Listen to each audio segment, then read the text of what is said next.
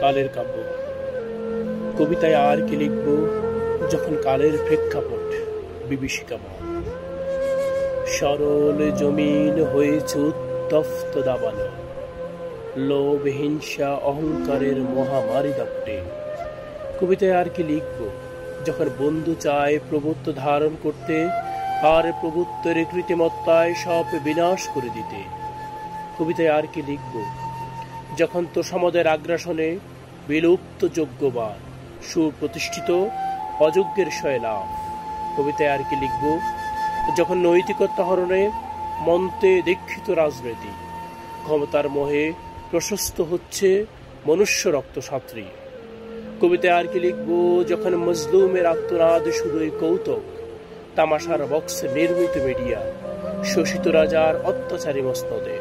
কবিতায় আর কি লিখব যখন ধর্মে বর্ণে কর্মে মনুষ্য বিভাজন, সত্য ধর্মে অসত্যের জ্ঞানহীন মতবাদে মহাসংকট হচ্ছে ঘনীভূত।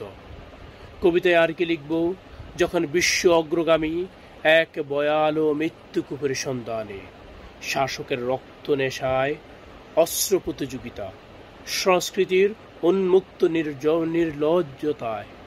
কবিতায় আর কি লিখব যখন ভ্রান্ত পন্থায় ক্লান্ত লোকালয় শুধুই ছুটছে সত্যের প্রাচীরে টুটে মিথ্যার আবরণে, আবৃত চাকচিক্যতায় আজন্ম মুরিদ হতে।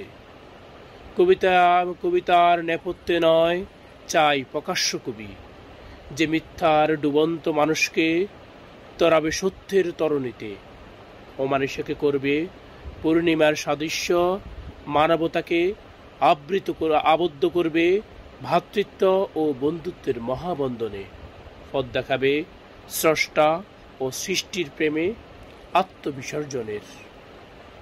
কবিতাটি কালের কাব্য, রচিত আমি নিজেই। রচনাকাল 10/7/2015। আসসালামু আলাইকুম।